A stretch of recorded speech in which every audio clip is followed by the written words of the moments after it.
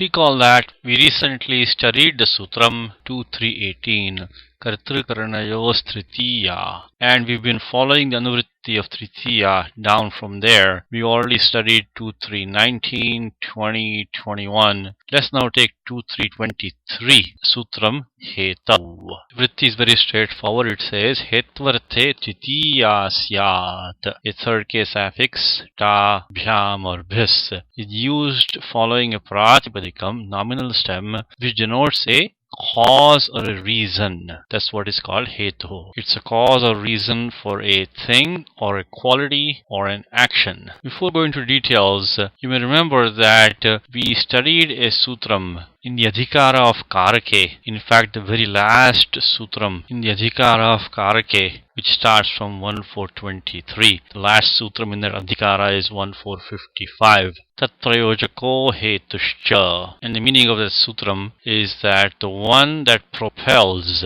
the karta, the doer, gets the sanya, gets the designation of hetu, cause, as well as karta, the doer. Now that hetu is a technical grammatical term, hetu. And because Panini says cha in the sutram tatprayojako hetuscha, that hetu defined by 1455 also has the karta sanya, is also designated as the karta, the doer. And hence by 2318, Kartru-Karanayos Tritiya, that hetu, which is defined by 1455, is already assigned the third case affix by 2318, Kartru-Karanayos Tritiya. Of course, it has to be anabhite when not expressed otherwise. But the important point here is that we don't need 2323 hetav to assign the third case affix to a karakam which is designated as hetu by 1455. That karakam also has the karta sanya. So therefore 2318 Kartru-Karanayos Tritiya is already taken care of,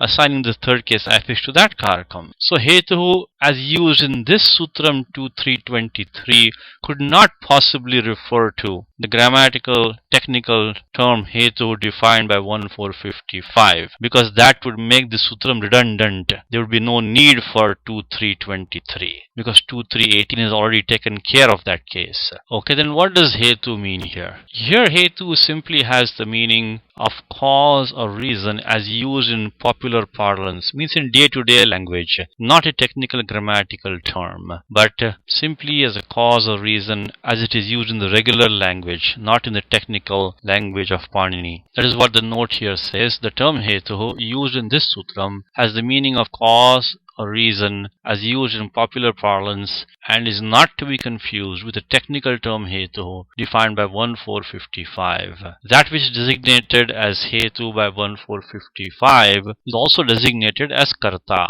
Hence the third case affix is already available by 2318 Kartru-Karanayos Tritiya. 2323 is not required there. Okay, the second note here clarifies the distinction between a hetu as used in this sutram 2323 and a karanam, the instrument, which of course we know is defined by 1442, sadhakatamang karanam.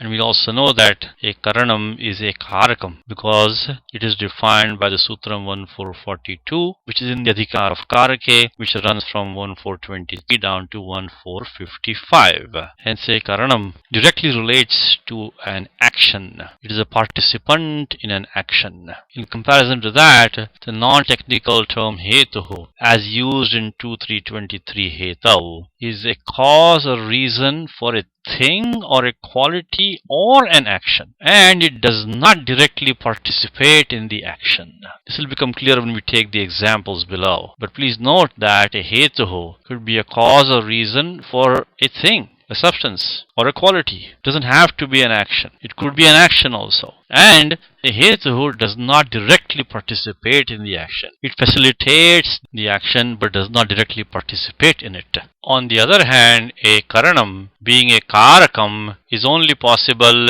when there is an action and it always directly participates in the action. For example, we saw Ramena Banena Hatovali. There the Karanam, which is the Banaha, it directly participates in the action of killing. It is directly used by the doer, in this case Sri Ramaha, in the act of killing. That is the requirement for a Karanam, to directly participate in the act. Let's now take some examples of how a Hetu behaves. Hetu as used in this Sutram 2.3.23. Okay, examples here are, the first one is Dandena Ghataha, a pot which is made possible on account of a stick. The stick is a reason for the existence of the pot. Here there is no action in this sentence at all. There is no question of Danda taking the Karana Sanya. Remember, the Karanam is only possible when there is an action, because a Karanam is a Karakam defined by 1442. Here there is no action, so there is no question of a Karana Sanya for Danda. Since the stick makes the existence of the pot possible, it is a cause in the regular sense of the word, and therefore it takes the third case affix by the Sutram 2.3.23 Hetau. It is a cause or reason for the pot, for the existence of the pot. The next example is Punyena Gauravanaha, fair complexion on account of merit. Gauravarnaha, this is quality of being fair. Somebody is fair on account of his merit. Someone is believed to have the fair complexion as a result of the merit that he has. Same thing, there is no action here whatsoever, so there is no question of Punya taking the Karana Sanya. Here again, Punya is a reason for the fair complexion, which is a quality, and hence 2.3.23 Hetau assigns the third case affix to Punya. The next example is Punyena Drishto Harihi. Lord Vishnu was seen on account of merit. Here we do have an action, the action of seeing, but the merit is not directly participating in the action of seeing. Lord Vishnu was seen by the devotee on account of the merit that the devotee has. So the merit does facilitate the action, makes the action possible, but does not directly participate in the act of seeing. We cannot say the merit sees Lord Vishnu. It is not possible to say that.